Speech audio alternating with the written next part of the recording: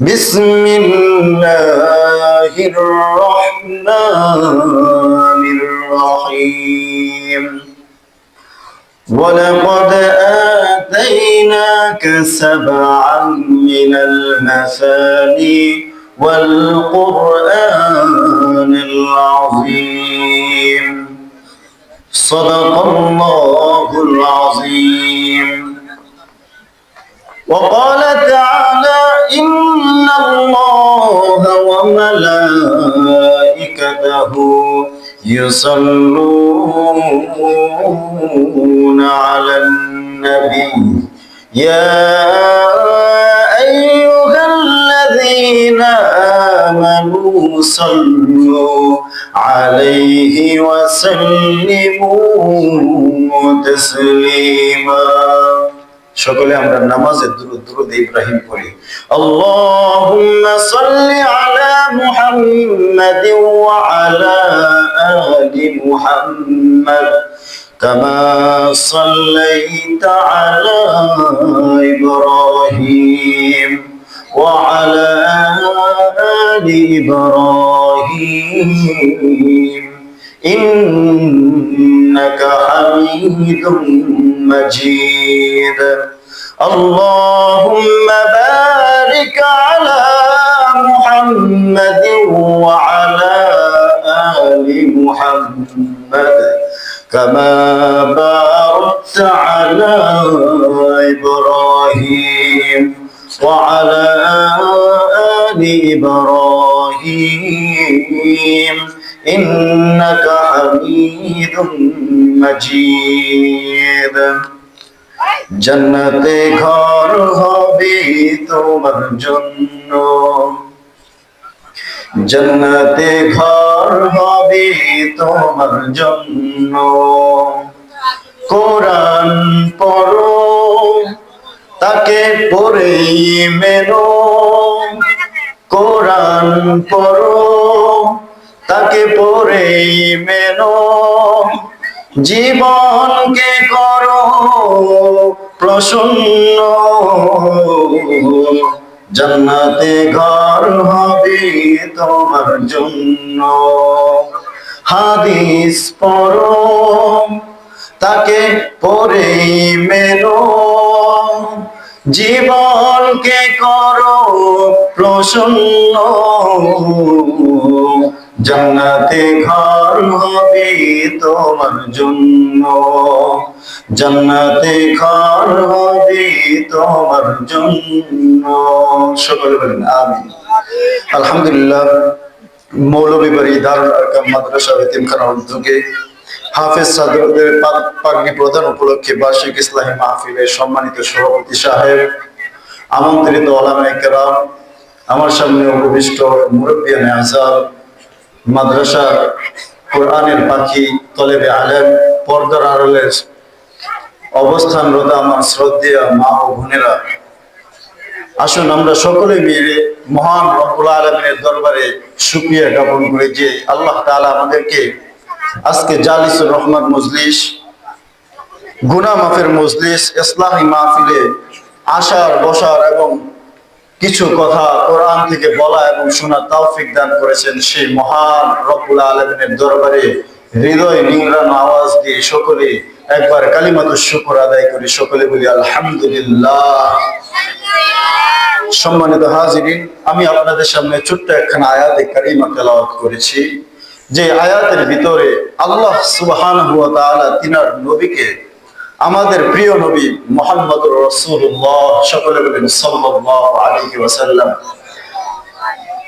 তিনাকে আল্লাহ তাআলা এই আয়াতের মধ্যে বললেন হে নবী আমি আপনাকে সত্য পাঠনীয় 7টি বাক্য এবং কোরআনে আজিম দান করেছি সুবহানাল্লাহ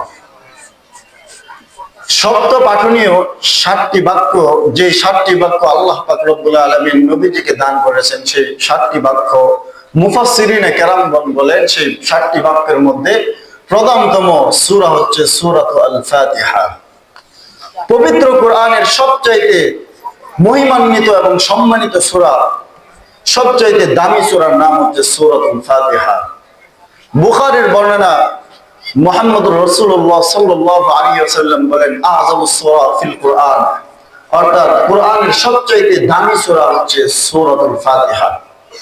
এই সূরাতুল ফাতিহা এটা হচ্ছে পূর্ণাঙ্গ একটা সূরা, যেটাকে সূরাতুল ওয়াফিয়া বলা যায়। এই সূরার আরেকটা নাম হচ্ছে সূরাতুল ওয়াফিয়া, অখণ্ড সূরা, যেটাকে খণ্ড খণ্ড করে পড়া যায় না। এই সূরাটা আল্লাহ পাক রব্বুল আলামিন পবিত্র কোরআনের সবচাইতে পূর্ণাঙ্গ একটি সূরা, যেটা সবচাইতে সবার প্রথম পূর্ণাঙ্গ নিয়ে নাজিল করা হয়েছে। সেই সূরার নাম হচ্ছে সূরাতুল ফাতিহা।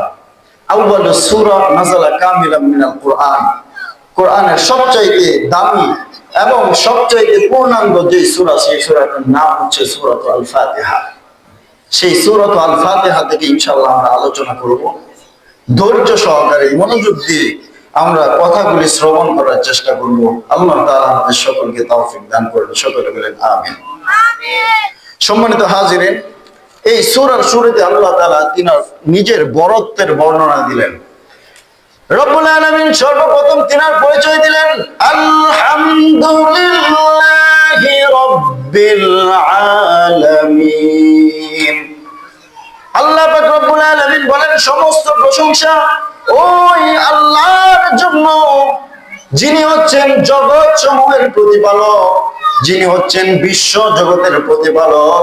সমস্ত প্রশংসা সেই মহান আল্লাহ তাআলার জন্য। এখন জগৎ সমূহ কি?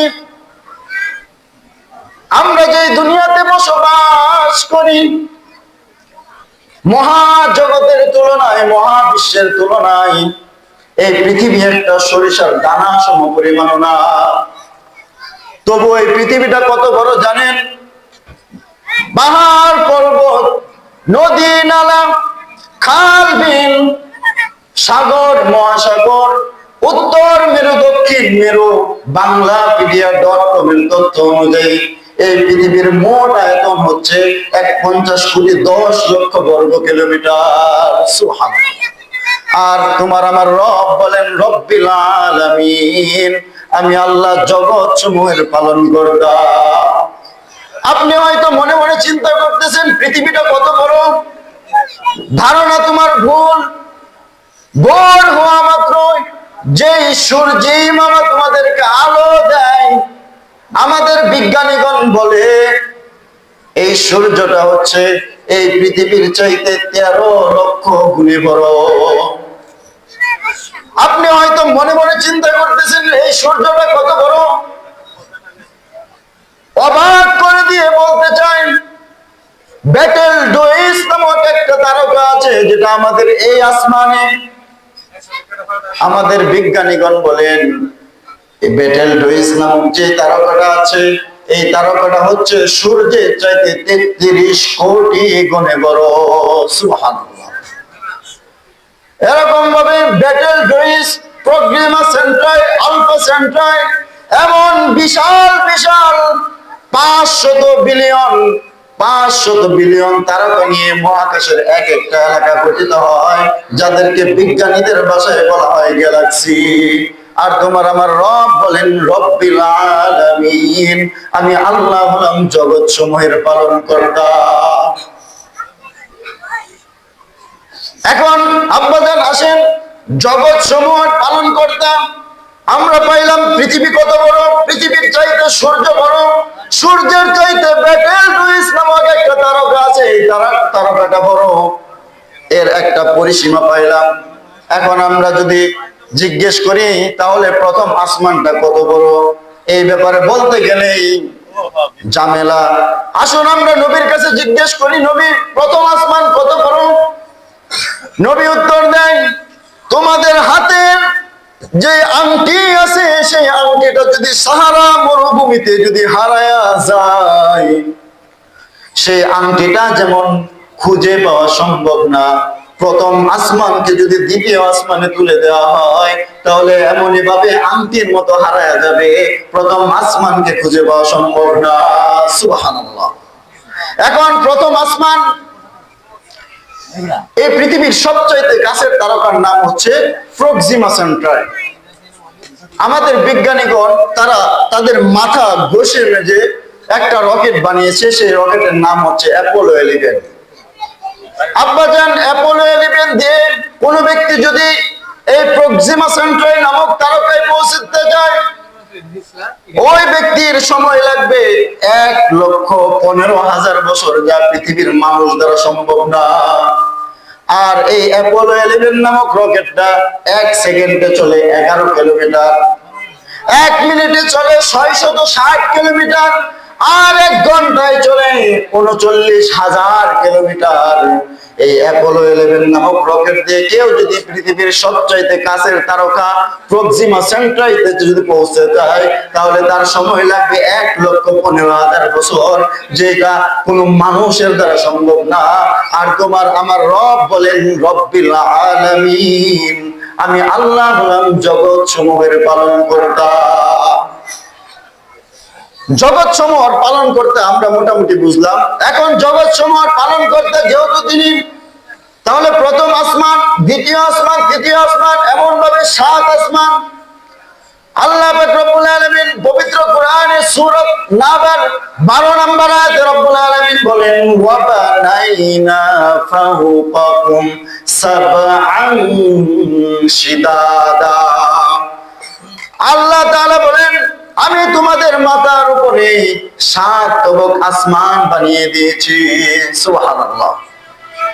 এরপর 7 আসমানের পরে হচ্ছে মহাশূন্য, যে শূন্যের ভিতরে আছে সমুদ্র।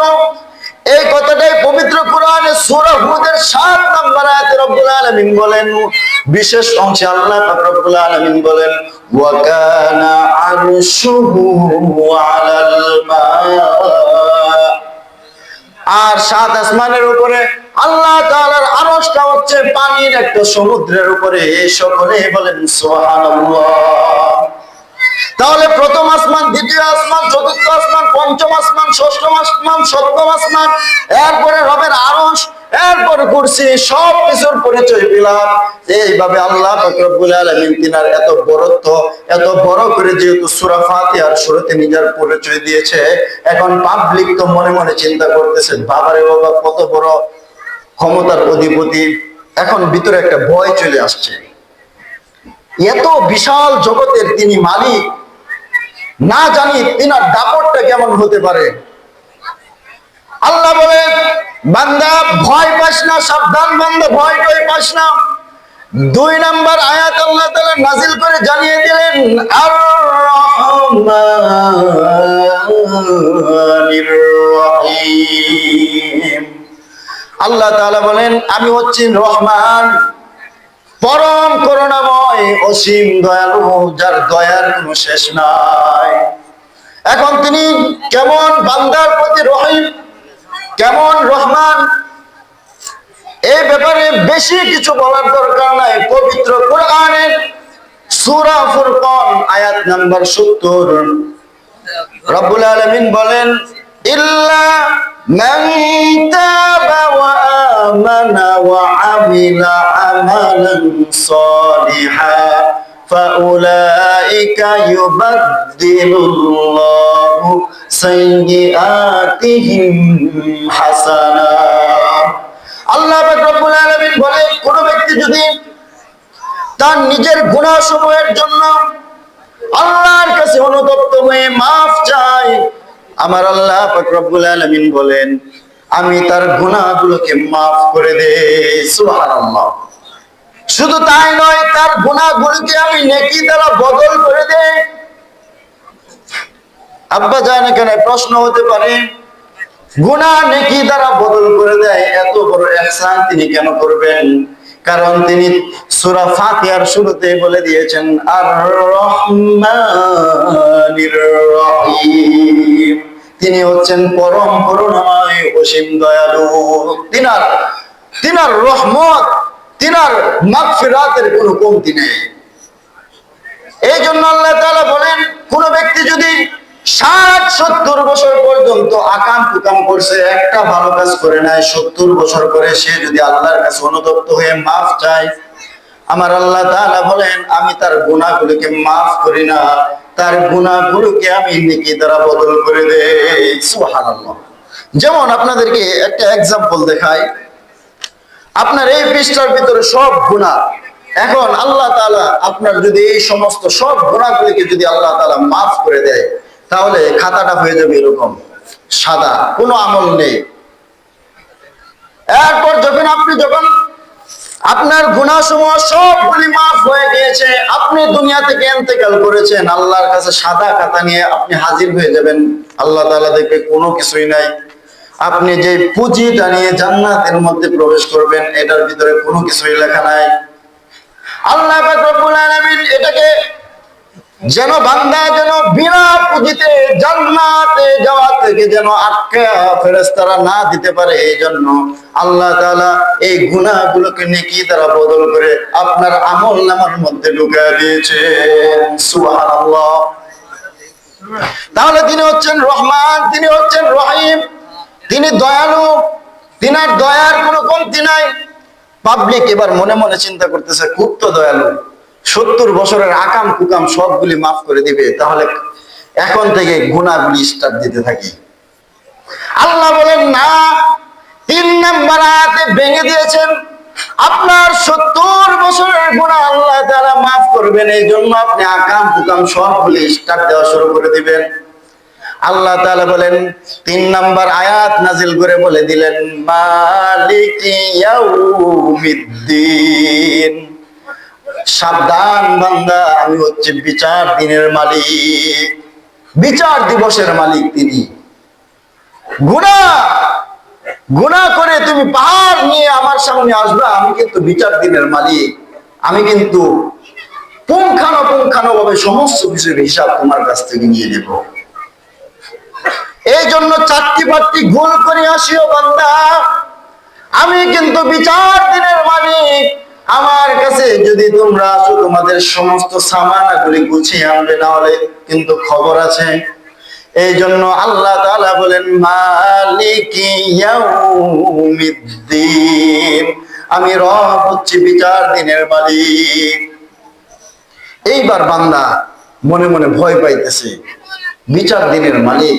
এখন বান্দা ভয় পেয়ে বলে, 4 নাম্বার আয়াতে বান্দা ভয় পেয়ে আল্লাহর সাথে আলাপ করে আল্লাহ তাআলাকে বলে, আল্লাহ রাব্বুল আলামিন 4 নাম্বার আয়াতে বলে, ইয়াকা না'বুদু ওয়া ইয়াকা নাস্তাঈন। এখন যেহেতু আল্লাহ তাআলা ধমক দিয়ে বলছে, আমি তো বিচার দিনের মালিক, সাবধান, সমস্ত কিছুর হিসাব নিকাশ সমস্ত কিছু আমার সামনে রেডি করে আইসো, তখনই বান্দা ভয় পেয়ে গিয়েছে। এই আলোচনাগুলি আমরা আল্লাহ তাআলার সামনে করি নামাজের শুরুতেই। এই সূরা ফাতিহা ছাড়া কোনো নামাজই আল্লাহ তাআলার কাছে কবুল হয় না। কিন্তু এই সূরা ফাতিহার ভিতরে কি বক্তব্য, আল্লাহ তাআলার সাথে কি আলোচনা করি, সেই আলোচনায় আমরা জানি না। আল্লাহ তাআলা বললেন, সাবধান বান্দা, আমি কিন্তু বিচার দিনের মালিক, আমার কাছে সাবধানতার সাথে অবলম্বন করে তোমরা আমার কাছে হাজির হয়েও, খবরদার সমস্ত সামানাগুলি গুছিয়ে আনবে, না হলে কিন্তু তোমার খবর হয়ে যাবে। এইবার বান্দা ভয় পেয়ে 4 নাম্বার আয়াতে বলে, আল্লাহ আমরা তো আপনার ইবাদত করি, আপনার কাছে সাহায্য চাই। এখন একটু নমনীয় হয়েছে। আল্লাহ তাআলা যখনই বলছে আমি কিন্তু বিচার দিনের মালিক, আকাম কুকাম তোমরা স্টার্ট করবা আর আমার কাছে আসবে, আমি কিন্তু বিচার দিনের মালিক, আমি কিন্তু বিচারটা করবো এই দিন। এখন বান্দা ভয় পাইতেছে, আল্লাহকে বলে, আল্লাহ আমরা তো আপনার ইবাদত করি, আপনার কাছে সাহায্য চাই। এরপর আল্লাহ পাক রব্বুল আলামিন বলে, ঠিক আছে সাহায্য চাস, ঠিক আছে মুক্কর আলী বল তাহলে তোর কি চাওয়া পাওয়া। এরপর তো আপনার চাওয়া পাওয়া শুরু হয়ে গেছে, আপনার জবান তো মুসার জবানের মতো শুরু হয়ে গিয়েছে, আর থামতেই চায় না। এরপরে আপনি যে কথাগুলি বলা শুরু করেছেন, একদম দলিল পর্যন্ত নিয়ে গিয়েছেন। আল্লাহ তাআলা মুসা নবীকে সবচাইতে বেশি ভালোবাসতেন। মুসা নবীকে বললেন, ওয়া তিলকা বিয়ামিনিকা ইয়া মুসা, হে মুসা তোমার ডান হাতে কি? মুসা নবী তো আলাপ করার সুযোগ পেয়ে সে সব কিছু বলা শুরু করে দিয়েছে। আমার ডান হাতে লাঠি, লাঠি দিয়ে বকরিকে পাতা খাওয়ায়, লাঠি দিয়ে আমি রাতের অন্ধকারে পথ দেখে দেখে হাঁটি, সাপ বিচ্ছু পোকা থেকে আমি লাঠি দিয়ে আমি হেফাজতে থাকি। আল্লাহ তাআলা বলেন, হে নবী, আপনাকে আমি তো এত প্রশ্ন করি না, আপনি এতগুলি বলা শুরু করছেন কেন? মুসা নবী বলে, আয় আমার রব, আমি যখন আপনার সাথে কথা বলি, অল্প সময় কথা বলে আমার তৃপ্তি আসে না। এই কামটাই আমরা এই সূরা ফাতিহা নামাজের শুরুতে আমরা আল্লাহ তাআলার সাথে এমন কথা বলা শুরু করি, দলিল পর্যন্ত পৌঁছে যায়। সুবহানাল্লাহ। এরপর যখন আল্লাহ তাআলা বললেন, ঠিক আছে, বলো তোমার কি চাওয়া, তোমার কি আবদার, যেহেতু আমার ওই ইবাদত করো, আমার ওই দাসত্ব করো, আমার কাছে সাহায্য চাও, তাহলে তোমার কি সাহায্য চাওয়ার আছে? এরপর আমরা 5 নম্বর আয়াতে আমাদের সাহায্যের কথা শুরু করে দিয়েছি। আমরা শুরু করে দিয়েছি, ইহদিনাস সিরাতাল মুস্তাকিম। আল্লাহ বেশি কিছু লাগবে না, সাহায্য বেশি কিছু লাগবে না, শুধু একটা আমাদেরকে রাস্তা দেখিয়ে দিন। অর্থাৎ এমন একটা সোজা একটা রাস্তা দেখিয়ে দিবেন, যে রাস্তাটা হচ্ছে সিরাতে মুস্তাকিম, যে রাস্তার শেষ গন্তব্য হচ্ছে জান্নাত। শুধু এটাই বলে আমরা ক্ষান্ত করি না, এরপর বলি, ইহদিনাস সিরাতাল মুস্তাকিম সিরাতাল্লাযীনা আন'আমতা আলাইহিম। আল্লাহ তাআলাকে বলি, আল্লাহ আপনি আমাদেরকে সঠিক রাস্তা দেখাবেন। এখন আল্লাহ তাআলা একটা প্রশ্ন করবেন, সেই প্রশ্নটা হচ্ছে, সঠিক রাস্তা কোন রাস্তা দেখিয়ে দেব? আমরা ওই সময় বলি, সিরাতাল্লাযীনা আন'আমতা আলাইহিম, যে রাস্তার উপর সাহাবায়ে কেরাম চলেছে, যে রাস্তার উপর আপনার নিয়ামত প্রাপ্ত বান্দারা চলে গিয়ে হেঁটে চলেছে। সুবহানাল্লাহ। অর্থাৎ আমরা আল্লাহ তাআলার কাছে সূরাতুল ফাতিহা নামাজের শুরুতে যেই দোয়াটা করি, সেই দোয়াটা হচ্ছে আল্লাহ তাআলাকে বলি, আল্লাহ আপনি আমাকে এমন একটা রাস্তায় পরিচালিত করুন, যে রাস্তায় আপনার নিয়ামত প্রাপ্ত বান্দারা চলে গিয়েছে, আপনার নিয়ামত প্রাপ্ত বান্দারা আপনার সেই পথে তারা আগমন করেছে, সেই রাস্তায় আমাদেরকে পরিচালিত করেন। সুবহানাল্লাহ। এখন যে কথাটা আমরা সূরাতুল ফাতিহার মধ্যে আল্লাহ তাআলার সাথে আলোচনা করি, আমরা তো এটার কোনো মর্মই বুঝি না। আমরা তো লোক মুখে একটা কথা বলি, হুজুররা বেশি জানে, তাদের হিসাব হবে বেশি, আর যারা জানে না তাদের হিসাব হবে কম। কথাটা তোমার ভুল। যে জানে সে একটা গুনাহ থেকে বেঁচে গেল, আর যে জানে সে জানে, যে জানে না সে 2টা গুনাহ করলো। সে জানেও না, সে মানেও না। আর যে ব্যক্তি জানলো এবং মানলো না, সেই ব্যক্তি মানার গুনাহটা সে করে ফেললো, কিন্তু জানার গুনাহটা সে গুনাহ থেকে সে বেঁচে যাবে। তাহলে যে ব্যক্তি জানেও না মানেও না, তার 2টা গুনাহ, আর যে ব্যক্তি জানে কিন্তু মানে না, তার হবে একটা গুনাহ। এখন আমরা যারা লোক মুখে বলে, আমি তো জানি না, আমি মানবো কিভাবে? আপনাকে তো জানতে আল্লাহ তাআলা মানা করে নাই। হিন্দি সিনেমার নায়কদের নাম ঠিকই বলতে পারি, বাংলা চলচ্চিত্রের নায়ক নায়িকাদের নাম ঠিকই আমাদের মুখ থেকে উচ্চারণ হয়ে যায়। 20 বছর আগে, 21 বছর আগে কোন নায়ক ছিল, সে কবে মারা গেছে, এটাও অনেকে মুখস্থ জানে। কিন্তু আফসোসের বিষয় হলো, নামাজের শুরুতে আমরা সূরাতুল ফাতিহার মধ্যে কি বলি আল্লাহ তাআলার সাথে, সেই বক্তব্যগুলো, সেই তেলাওয়াতগুলো আমরা কি বলি, কি পড়ি আমরা নিজেরাও জানি না। নামাজের মধ্যে আমাদের মজা কিভাবে আসবে? আমরা যে সূরাতুল ফাতিহা পড়ি, সেই সূরাতুল ফাতিহার ভিতরে কি আলোচনা হইতেছে আমরা নিজেরাও জানি না। এই জন্য আল্লাহ তাআলা বলেন, বান্দা আমার কাছে যেহেতু তুমি সাহায্য চাও, আমার কাছে যেহেতু তুমি সঠিক পথের রাস্তা চাও, তাহলে সেই রাস্তাটা তুমি কোন রাস্তা চাও? আমরা সেই রাস্তাটা চেয়েছি সিরাতাল মুস্তাকিম, সিরাতাল্লাযীনা আন'আমতা আলাইহিম, যে রাস্তায় আপনার নিয়ামত প্রাপ্ত বান্দারা চলেছে। এখন নিয়ামত প্রাপ্ত বান্দাদের রাস্তা কোনটা? সেই নিয়ামত প্রাপ্ত বান্দাদের রাস্তা হচ্ছে সাহাবায়ে কেরাম রিদওয়ানুল্লাহি তাআলা আলাইহিম আজমাইন। তারা যে রাস্তায় পরিচালিত হয়েছেন সেই রাস্তায় আমাদেরকে অবলম্বন করতে বলেছেন। আব্দুল্লাহ আনসারী রাদিয়াল্লাহু তাআলা আনহু, তিনি কেমন নিয়ামতপ্রাপ্ত বান্দা ছিলেন? নামাজের যখন সময় হয়ে যায়, আব্দুল্লাহ আনসারী রাদিয়াল্লাহু তাআলা আনহু তিনি সবার শেষে নামাজে মসজিদের মধ্যে অংশগ্রহণ করে আবার যখন সালাম ফিরায়, মুসল্লিরা সালাম ফিরানোর পর সে সবার আগে মসজিদ থেকে বের হয়ে বাড়িতে পৌঁছে যায়। এরকম ভাবে ওমর ফারুক রাদিয়াল্লাহু তাআলা আনহু একদিন, দুই দিন, তিন দিন তার এই নামাজের নমুনা দেখে ওমর ফারুক রাদিয়াল্লাহু তাআলা আনহু নবীর কাছে বললেন, ইয়া রাসূলুল্লাহ, ইয়া হাবিবাল্লাহ, আপনার সাহাবী আব্দুল্লাহ আনসারী সবার পরে মসজিদে অংশগ্রহণ করে আবার সবার আগে মসজিদ থেকে বের হয়ে যায়। রাসূল বলে, কি বলো, তাই নাকি? ওমর ফারুক রাদিয়াল্লাহু তাআলা আনহু বলেন, ইয়া রাসূলুল্লাহ, ইয়া হাবিবাল্লাহ, আমি নিজের চোখে দেখেছি। যদি আপনার বিশ্বাস না হয় আপনি আমার সাথে আসেন, আব্দুল্লাহ আনসারীর বাড়িতে এখনই গিয়ে জিজ্ঞেস করব। রাসূল বলে, ঠিক আছে ওমর, চলো আব্দুল্লাহ আনসারীকে গিয়ে সাথে সরাসরি আমরা জিজ্ঞেস করি সে এমন অবস্থা কেন করে, কেমন নিয়ামত প্রাপ্ত বান্দা তারা ছিলেন। আব্দুল্লাহ আনসারীর বাড়িতে রাসূল গিয়ে বললেন, আয় আব্দুল্লাহ, বাসায় আছো কিনা? আব্দুল্লাহ আনসারী কে রাসূল যখন এই কথা বললেন, প্রথমবার রাসূল ডাক দেওয়ার পর আব্দুল্লাহ আনসারী কোনো সারা শব্দ দেয় নাই, দ্বিতীয়বার ডাক দেওয়ার পর কোনো সারা শব্দ নাই, তৃতীয়বার ডাক দেওয়ার পর বলে, লাব্বাইক ইয়া রাসূলুল্লাহ, হে রাসূল, আমি হাজির। আব্দুল্লাহ আনসারীকে জিজ্ঞেস করে, ও আব্দুল্লাহ, তোমাকে আমি তিনটা ডাক দিলাম, তুমি এত দেরি করলে কেন ঘর থেকে বের হতে?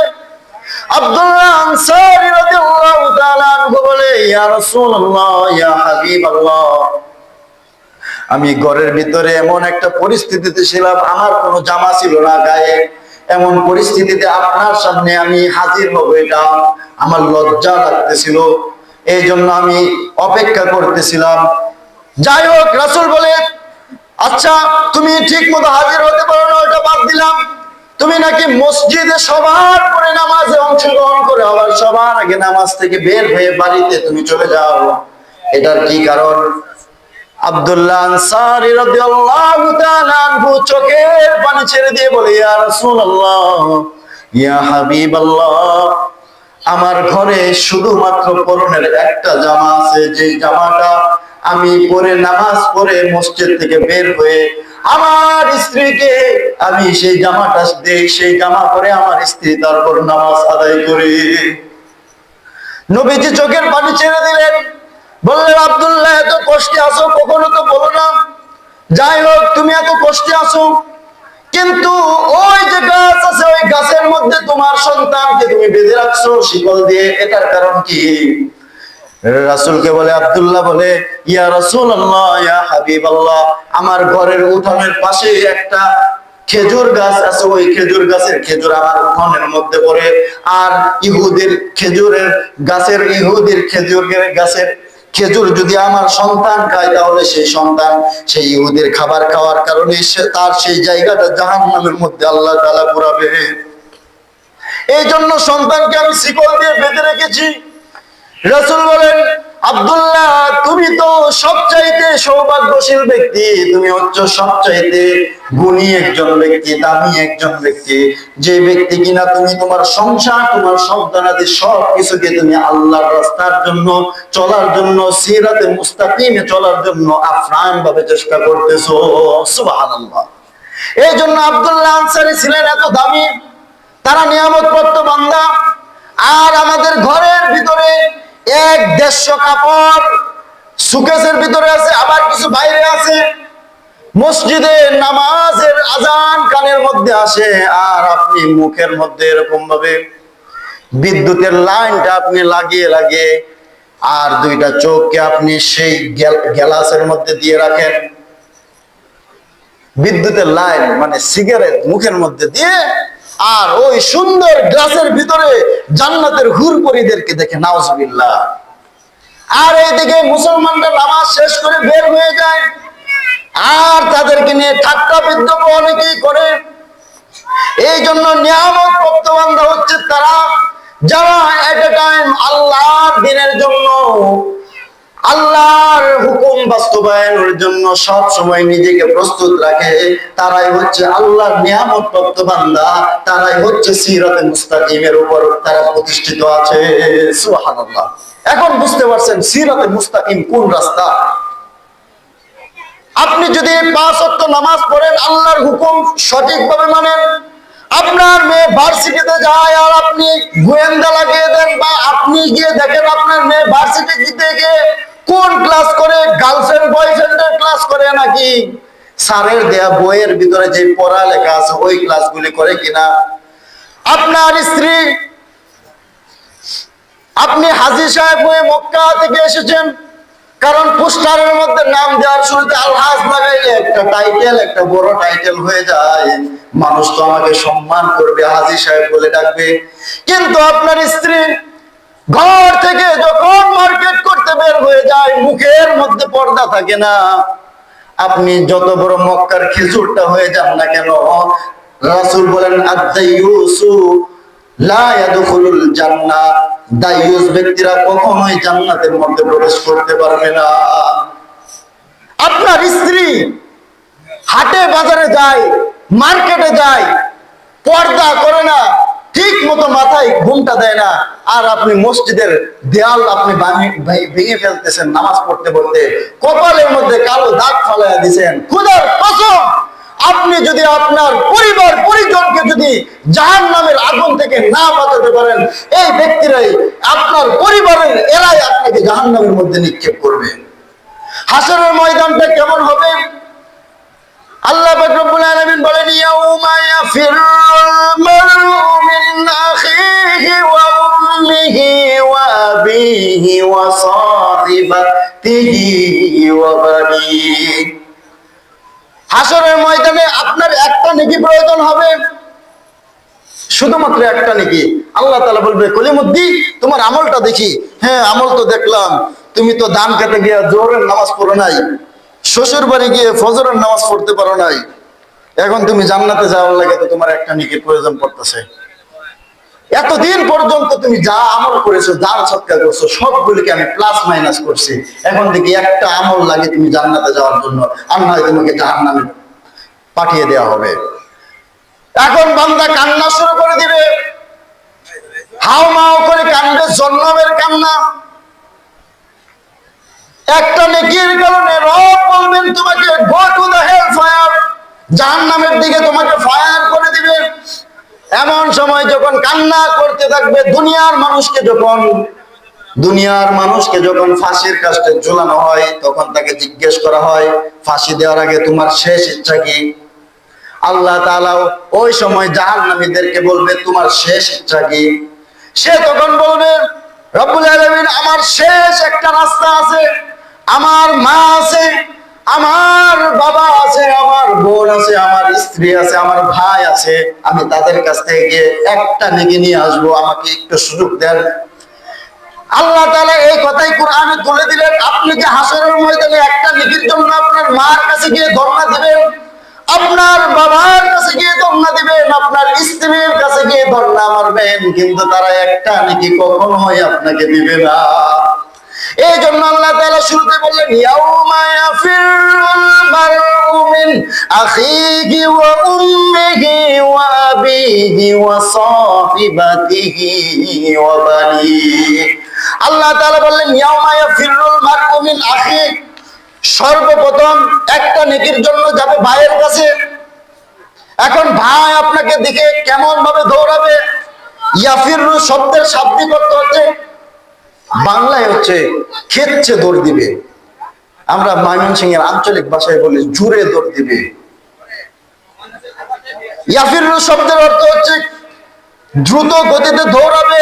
মানুষ যেমন তার পিছন থেকে একটা গাড়ি আসলে যেরকম ভাবে দ্রুত গতিতে এসে রাস্তা থেকে ক্রস করে অন্যত্র চলে যায়, মানুষ যেমন সাপ থেকে ভয় পায়, আপনিও তখন আপনার ভাইয়ের কাছে সর্বপ্রথম যাবেন একটা নেকির জন্য।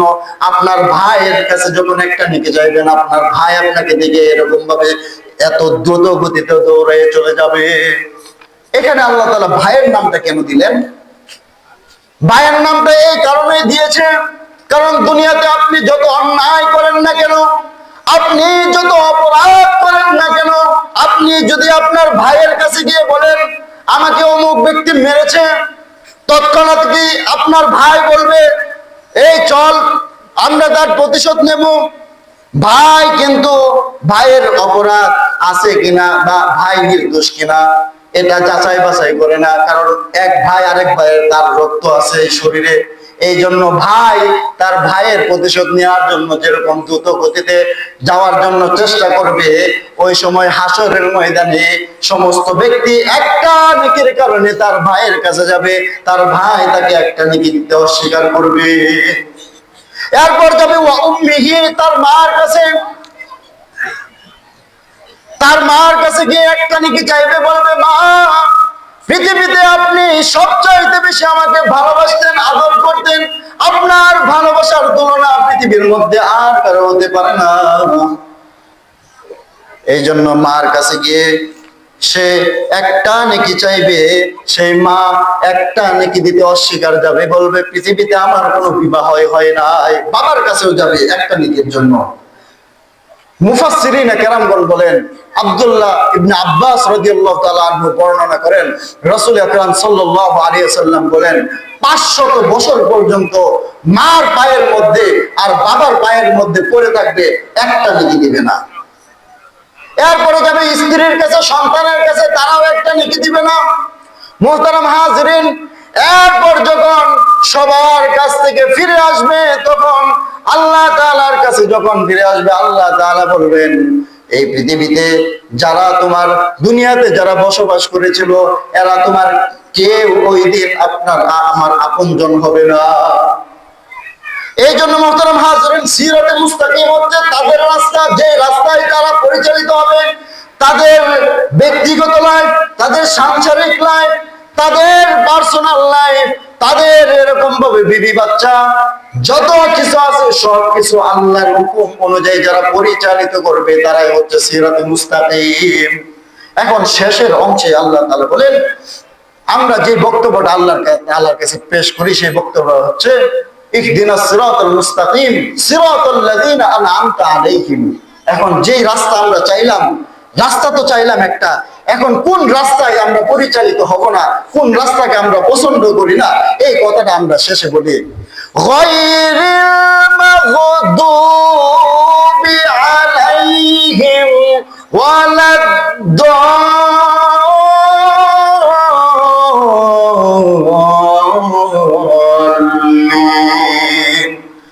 আল্লাহ তাআলা আপনি আমাদেরকে ওই রাস্তায় মুটে চালায়েন না, ওই রাস্তায় মুটে দিবেন না যে রাস্তার মধ্যে আপনার গজব, যেমন গজব দিয়েছিলেন ফেরাউনকে।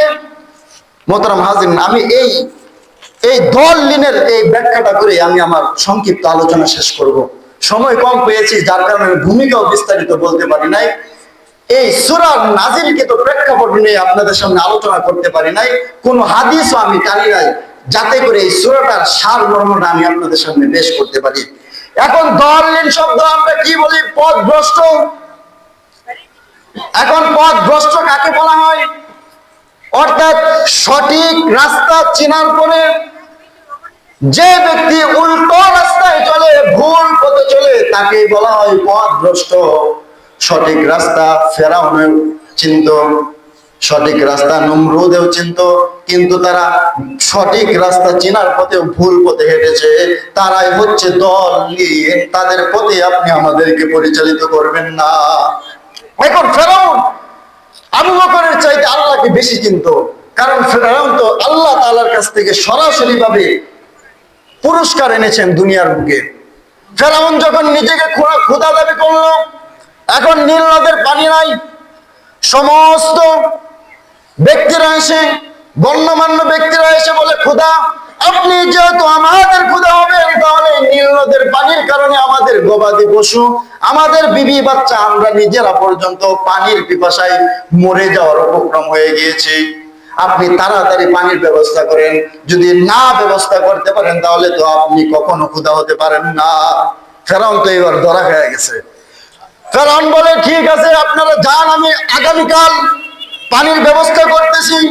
ফেরাউন এখন সন্ধ্যার পরে ঘর থেকে বের হয়ে পাহাড়ের চূড়ায় গিয়ে মাথাটাকে জমিনের দিকে দিয়ে, পা দুটোকে আসমানের দিকে বলে, আল্লাহ আপনি যে মুসার রব আমি জানি, আপনি আমার রব আমি এটাও জানি। তোমার এই বান্দার মনে চাই এই দুনিয়াতে সে রব হবে, তোমার জান্নাতের দরকার নাই, দুনিয়াতে যেন আমি রব হতে পারি, আপনার জান্নাতের আমার দরকার নাই। আল্লাহ তাআলা বলেন, তাহলে তোমার কি দরকার? যেহেতু তুমি আল্লাহ হয়ে, তোমার কি দরকার? এবার ফেরাউন বলে, আল্লাহ আমার শুধু নীল নদটা আমার অধীন করে দেন, আমার ইশারায় যেন নীল নদের পানি উঠে, আবার আমার ইশারায় যেন নীল নদের পানি বন্ধ হয়ে যায়। ঠিক আছে, দিয়ে দিলাম। এখন যখনই আল্লাহ তাআলার কাছে এই জিনিসটা নিয়ে সে আসতেছে, প্রতিমধ্যে একজন বৃদ্ধ ব্যক্তির সাথে তার দেখা, আর বলতেছে, বৃদ্ধ ব্যক্তি ফেরাউনকে বলে, খুদা সাহেব আপনার কাছে একটা আবদার ছিল। বলে, কি আবদার? ঠিক আছে, কি আবদার? আপনি আমার রাজ দরবারে যায়, আমার মন ভালো, আমি জায়গা মতো জিনিস পাইয়া লাইছি। তার খুদাগিরি লাগে গেছে, তার নীলনদ তার অধীন হয়ে গিয়েছে। এই জন্য ফেরাউন বলে, আমার রাজপ্রাসাদে আসবেন, আপনার কি চাওয়া পাওয়া সেটা বলবেন। তখন ওই বৃদ্ধ ব্যক্তি বলে, আমার বেশি কিছু চাওয়া পাওয়া নাই, রাজ দরবারে যাওয়ার দরকার নাই, শুধুমাত্র আপনি একটা প্রশ্নের উত্তর দিবেন। ফেরাউন বলে, কি প্রশ্ন? তাড়াতাড়ি বলেন। ফেরাউনকে বলে, কোন ব্যক্তি যদি তার মনিবের কাছ থেকে যথার্থ পরিমাণ নিয়ামত পাওয়ার পর সেই নিয়ামতের নাশুকরিয়া করে, সেই নিয়ামতের সাথে গাদ্দারি করে, ওই ব্যক্তিকে তার কি শাস্তি পাওয়ার উপযুক্ত?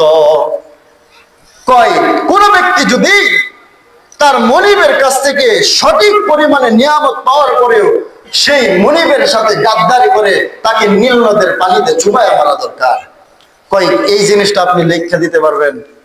এখন তো কাগজ দিছে, খট করে তার পকেট থেকে কলম দিয়ে সিগনেচার মেরে দিছে, আর জিব্রাইল তো আসমানের দিকে নিয়ে চলে গেছে। এবার ফেরাউন বলে, সর্বনাশ, লুঙ্গি সহ বেচা দিছি, কাম হয়ে গেছে, লুঙ্গি সহ তো এখন চালান সহ দিয়ে দিলাম। এবার আল্লাহ তাআলা বলেন, ফেরাউন তুমি যতই তাল বাহানা করো না কেন, তুমি যে সিগনেচার দিছো ওই সিগনেচার অনুযায়ী তোমার শাস্তিটা আমি দিয়ে দেব।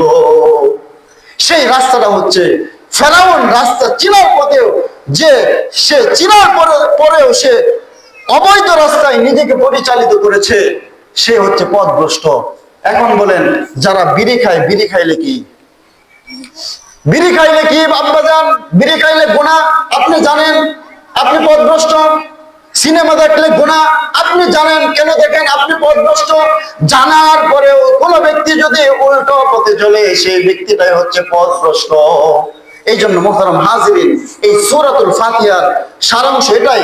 প্রথম আয়াতগুলিতে আল্লাহ তাআলা নিজের প্রশংসা করলেন, দ্বিতীয় নম্বরে এরপরে আল্লাহ তাআলার কাছে বান্দার পরিচয় পেশ করলেন, এরপর তৃতীয় সেকশনে আল্লাহ তাআলা বান্দার চাওয়া পাওয়াকে পূর্ণ করলেন।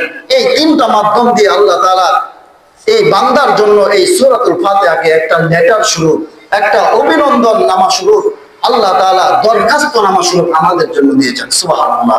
যেটা প্রত্যেক ফরজ সুন্নত নামাজে পড়তে হয়, না পড়লে নামাজ হবে না।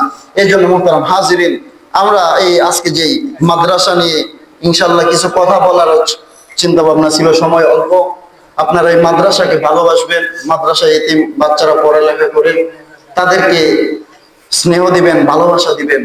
যারা এতিমের অভিভাবক হবে, রাসূল বলেন, আনা ওয়া কাফিলুল ইয়াতীম ফিল জান্নাতি, অর্থাৎ রাসূল বলেন, এতিমের অভিভাবকরা জান্নাতের মধ্যে এই দুই আঙ্গুল যেমন পাশাপাশি, এতিমের অভিভাবকরা আমার সাথে এরকম ভাবে পাশাপাশি হয়ে জান্নাতে থাকবে। সুবহানাল্লাহ।